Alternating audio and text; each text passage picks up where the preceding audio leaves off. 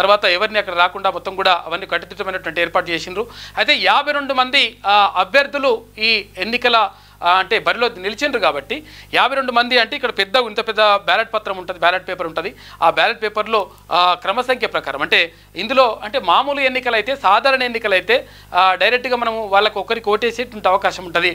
అయితే ఇక్కడ ఎమ్మెల్సీ ఎన్నికలకు సంబంధించి ఒక ప్రత్యేకత ఉంటుంది. అయితే ఇందులో ప్రిఫరెన్స్ ఓట్లు అంటే first preference, second preference, third preference అని ఇట్లా ప్రిఫరెన్స్లు ఇచ్చుకుంటూ 52 మందికి కూడా ఓట్లు వేసేటువంటి అవకాశం కూడా ఉంటుంది.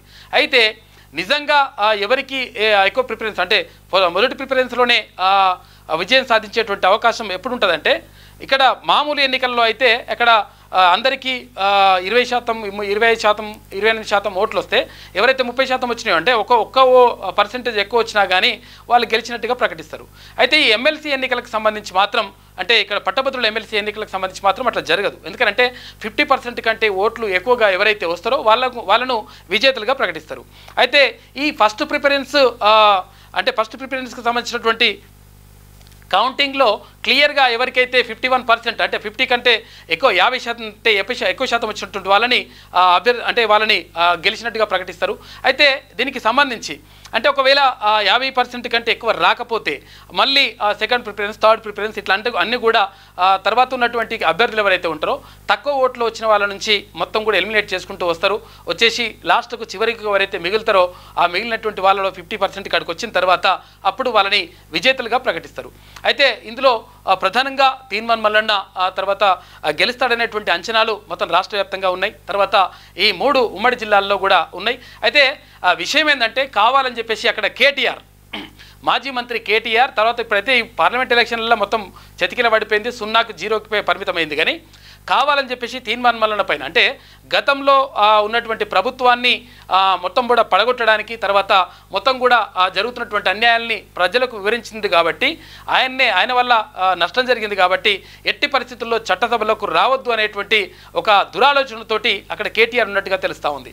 ఈ నేపథ్యంలోనే ఎవరికైనా ఓట్లు వేయండి కానీ తీన్మాన్ మల్లన్నకి వేయొద్దు అని చెప్పేసి రకరకాలుగా కొన్ని యూట్యూబ్ ఛానల్స్తో కానీ తర్వాత రకరకాలుగా సోషల్ మీడియాలో దుష్ప్రచారం చేసినటువంటి పరిస్థితులు కూడా మనం చూసినాం. అయితే ఏది ఏమైనప్పటికీ పట్టభద్రులు విఘ్నులు కాబట్టి తర్వాత రకరకాలుగా తర్వాత ఇంకోటి ఏంటంటే వాళ్ళని ప్రలోభ పెట్టేందుకు కూడా అక్కడ బీఆర్ఎస్ ప్రయత్నం చేసింది. అక్కడ ఓటుకు 500 రూపాయలు, 1000 రూపాయలు, 2000 రూపాయలు, 3000 రూపాయలు ఇట్లా రకరకాలుగా పంచుతున్నటువంటి పరిస్థితిని కూడా మనం గమనించినాం. కాకపోతే ఏంటంటే నిజంగా పట్టభద్రులు విఘ్నులు తర్వాత మేధావులు కాబట్టి 100% అట్లే ఓటు వేస్తారనేటువంటి అంటే ఎవరైతే మంచి వాళ్ళు తర్వాత సమాజానికి ఎవరు మంచి చేస్తారు, చట్టసభల్లో ఎవరు ఉంటే బాగుంటుంది, తర్వాత ఇక్కడ ఉద్యోగులకి తర్వాత ఇక్కడ నిరుద్యోగులకి తర్వాత ఇక్కడ ఎవరైతే పట్టభద్రులు ఉంటో వాళ్ళందరికీ ఎవరు మేలు చేస్తారనే దానిపైనే విద్యార్థులకు వీళ్ళందరికీ ఎవరు మేలు చేస్తారనే దానిపైనే ఇప్పుడు ప్రధానంగా అది ఓటు ఆధారపడి ఉంటుంది.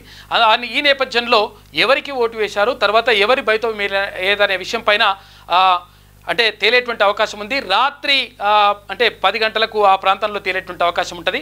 అయితే ఇప్పుడు ఈ బండిలు కట్టి తర్వాత ఇవన్నీ కూడా పక్కకు పెడతారు. అంటే ఒక్కొక్క బండిల్లో 25 ఓట్లని బండిలుగా కట్టి పక్కకు పెట్టేస్తారు. అయితే అందులో తెరిచి చూడరు వాటిని. అయితే మధ్యాహ్నం 3 గంటల తర్వాత ఈ బండిల్స్ని ఇప్పి ఆ తర్వాత ఎవరెవరికి ఏమేమి ఓట్లు వచ్చినాయి, ఫస్ట్ ప్రిఫరెన్స్ ఎవరికి వచ్చిందనేది చూసేటువంటి అవకాశం ఉంటుంది.